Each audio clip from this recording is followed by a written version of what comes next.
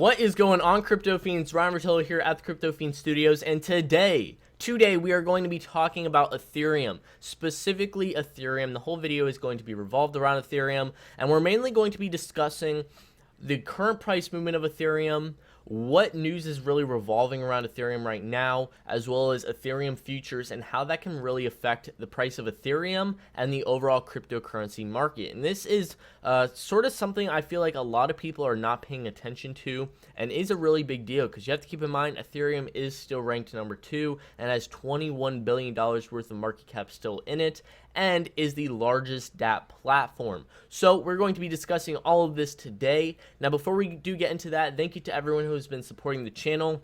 Whether you're subscribed, leaving likes on videos or comments down below, and if you do find this video informative, consider hitting that subscribe button and hit this little notification bell so you can get notified when videos are posted to the channel. So to start things off, we are going to be looking into the current price movement of Ethereum.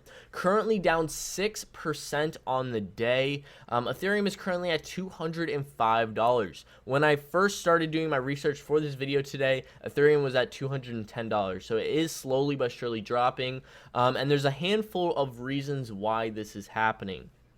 So to start things off, the current chart for Ethereum, I mean, as you guys can see from the alt chart, it doesn't look good. It clearly doesn't look good. Let me narrow this actually. We're on a very steep downtrend, and there's really no way to determine a new source of confirmation of where we could turn this to an upside. So really back in September of 2017, around September 2017 is the last time we saw these price levels. So about 1 year from now is when we saw this current price that we're seeing right now. Why are we experiencing this? Now, I know across the board the market had a great decline, and a lot of these cryptocurrencies are at levels that we never thought we'd see them again. But why Ethereum? Considering Ethereum is ranked number 2 and is the largest DApp platform, it should not be experiencing the sort of drop in value that it is experiencing right now. So there's a lot of influencers right now discussing Ethereum in the sense of, is Ethereum going to die as an overall currency, and what's going to happen to the current platform? So we're going to be kind of discussing that today, as of course, as well as discussing Ethereum Futures, because that is a huge crucial point that can really bring Ethereum up or even further down. So to start things off, there's a lot of discussion again with influencers talking about how the Ethereum currency could be dying off and the Ethereum platform will stay.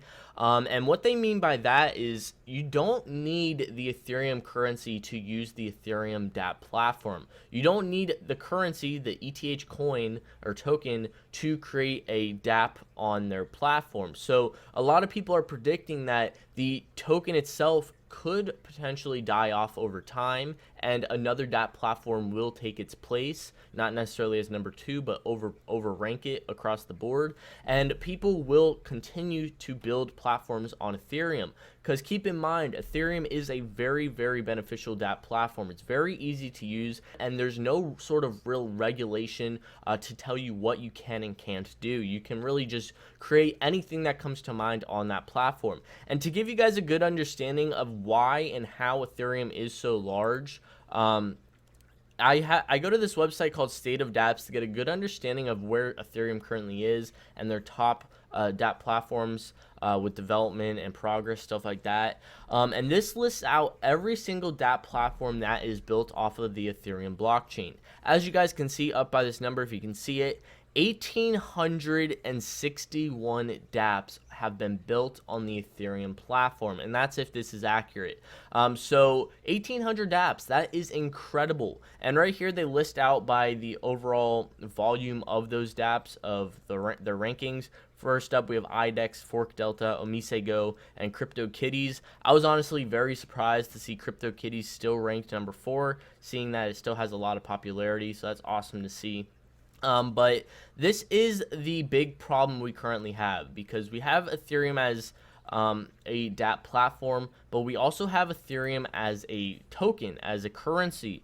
And again, you don't need the currency to use the platform. So it is possible in the future, if the currency does die off, people will still be able to use the platform as kind of like the go-to platform for ease of use without any regulation or anything like that to create whatever cryptocurrency or platform you want. But also we have this issue with the price. There's a lot of people that of course are invested in Ethereum as an asset, as a store of value. And of course, if it goes down in value, you're going to be losing out on a lot of money. So where do we currently stand? Well, right now, with my personal perspective, with the current price movement of Ethereum, if we continue with this momentum of the market downtrending right now, we could continue to see Ethereum downtrend. The main reasoning behind that is the market cap is currently $21 billion, right? A lot of that market cap is ICOs. A lot of ICO money is in this overall market cap. And what that means is the majority of ICOs, again, are built on Ethereum, right? A lot of those ICOs say, hey, we'll give you, for example, 1,000 of our coins for X amount of Ethereum. So all these ICOs are accepting Ethereum as their payment method, and then they're stuck with all this Ethereum. Down the road, when these ICOs, these projects want to start building, developing, growing, they're going to have issues with that because their overall funds that they raised at one point are going to slowly be decreasing in value. So what these startups are going to have to do is they're going to have to sell their Ethereum. And of course, that is going to lead to the current downtrend that we are seeing right now. A lot of these ICOs are most likely selling their Ethereum, which is bringing the price down and down and down, and who knows where it could be going. Another big problem that we could be experiencing for Ethereum in the near future is Ethereum Futures, Ethereum Futures contracts. We had Bitcoin future contracts initiated in December of 2017. And it turned out okay. It didn't do much for Bitcoin. If anything, it more affected Bitcoin's price than helped it. Because you got to keep in mind, when people are able to bet on Bitcoin or Ethereum futures, they can bet on the upside of Ethereum going long, which means the price is going up, or the short of Ethereum, which means they're betting that the price is going to continue to tank. So that's a big problem we could be experiencing in the near future. So right now, we have CBOE wants to have a Ethereum futures contract, and they're hoping it will get accepted by the end of 2018, by December. So they're waiting for that to take place. A couple things I wanted to read over about what some of these big shots say. Some big investors talk about. The CBOE president, Chris Concannon, talks about his current viewpoint on what this will overall do for Ethereum in the crypto space. According to Concannon, there's a significant demand and appetite for Ether futures. Having successfully launched Bitcoin futures, the CBOE hopes to use that same product design and structure and apply it to any cryptocurrency futures that may be looked at in the future.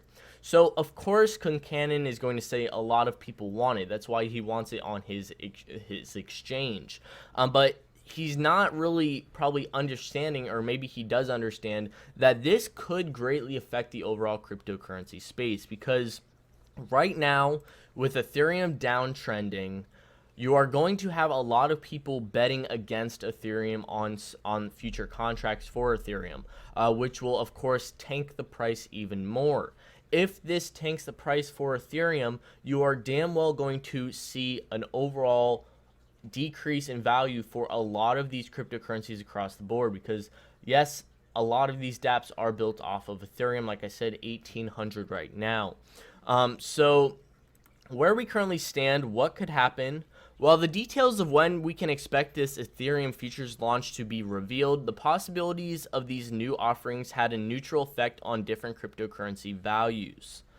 In response to the first reports of the CBOE's plans, Fundstrat's co-founder Tom Lee told Business Insider that Ether futures would have an initial negative impact on the price of cryptocurrencies. Since December of this year, if one was bearish on any aspect of crypto but did not want to own the underlying, they could they could short Bitcoin. They can now short Ethereum, which means the net short on Bitcoin and futures would fall. Good or bad? However, big moves like this by mainstream financial institutions seems to influence the price of cryptocurrencies. Now, that is completely true.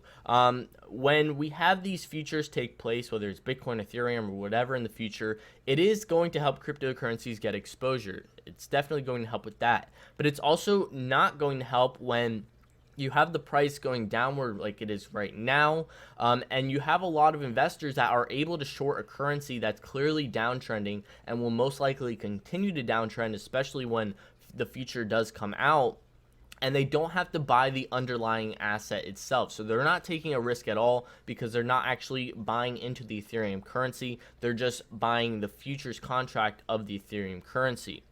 So another quote from eToro senior marketing analyst Matt Greenspan.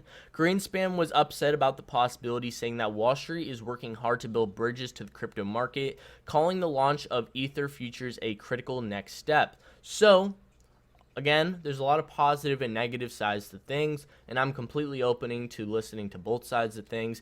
eToro senior marketer says that this is a good thing. This is helping bridge the current financial institutions with cryptocurrencies by launching this Ether contract. So that's really all we're going to be looking at for this future stuff. Let me know down below what you guys think.